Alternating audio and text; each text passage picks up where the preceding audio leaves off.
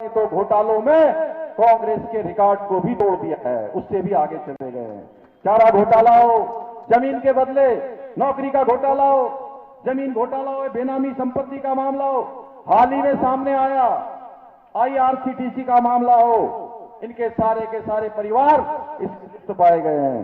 बिहार की जनता भली भांति जानती है, लोगों के साथ इन लोगों के शासनकाल में घोटाले, कुशासन और जंगल राज, लूट की राजनीति ने इस राज्य को बहुत पीछे धकेल दिया है। भाइयों बहनों, ये वही लोग हैं जिन्होंने बिहार को जंगल राज में तब्दील कर दिया था। आप सब जानते हैं किस प्रकार से लूट होती थी, किस प्रकार से माफिया राज होता था। लालू यादव, राबड़ी देवी के शासनकाल में बिहार के विकास के लिए नहीं बल्कि अपराध और कुशासन से जाना जाता था।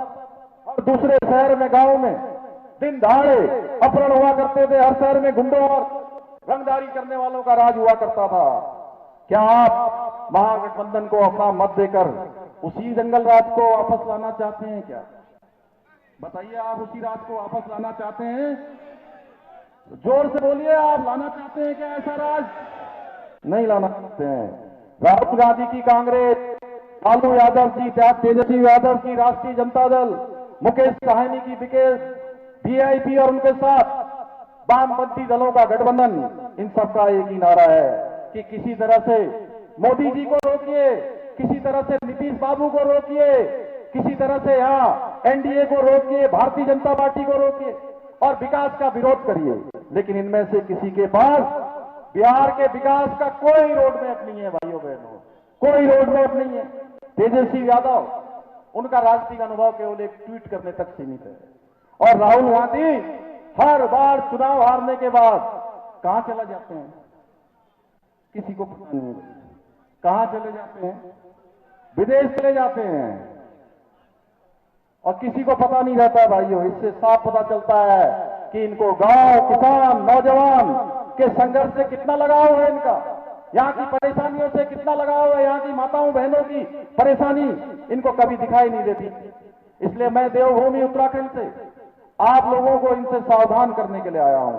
ये गठबंधन या इंडी गठबंधन स्थिरता का नहीं है, स्वार्थ का गठबंधन है। ये केवल और केवल स्वार्थ के लिए उन्होंने गठबंधन बनाया है। भोले भाले लोगों को गुमराह करके आपस में लड़ाने और लूटने का गठबंधन है।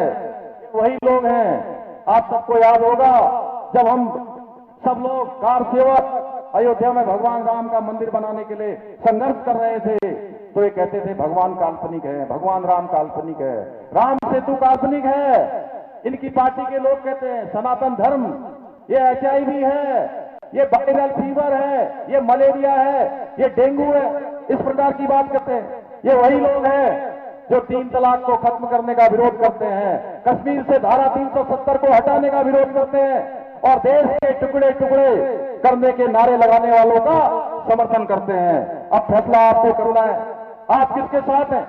आप एक तरफ राष्ट्र हित को सर्वोपरि मानने वाली भारतीय जनता पार्टी एनडीए गठबंधन के साथ खड़े होंगे या घुसपैठियों का समर्थन करने वालों के साथ खड़े होंगे?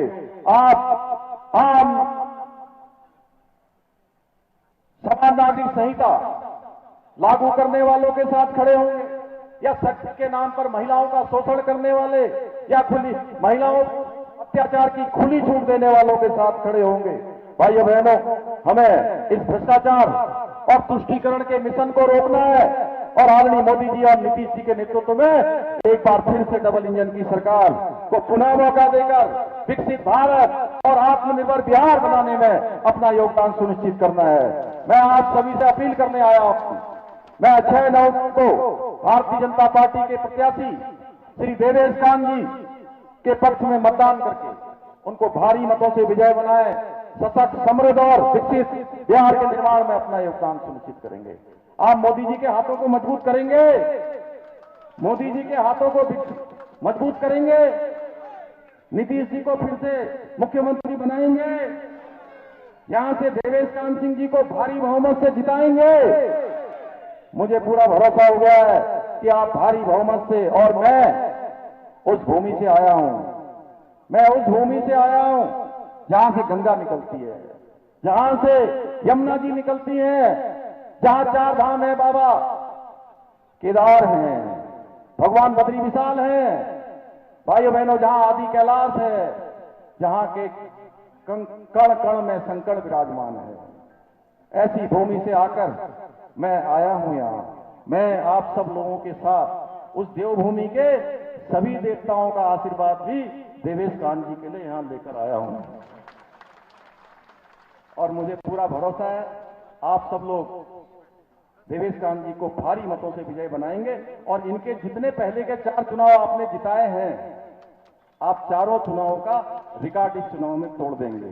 इतना ही आप सबसे निवेदन करते हुए और आप सबको अग्रिम दीपावली की और छठ की अग्रिम शुभकामनाएं देते हुए अपनी बात समाप्त करता हूं। धन्यवाद। जय हिंद, जय भारत, भारत माता की, भारत माता की।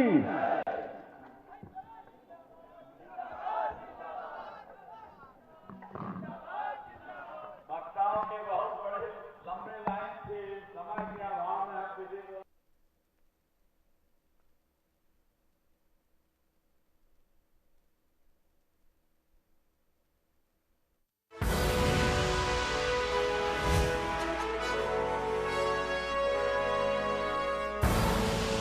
आप देख रहे हैं के न्यूज, खबरों का सारथी।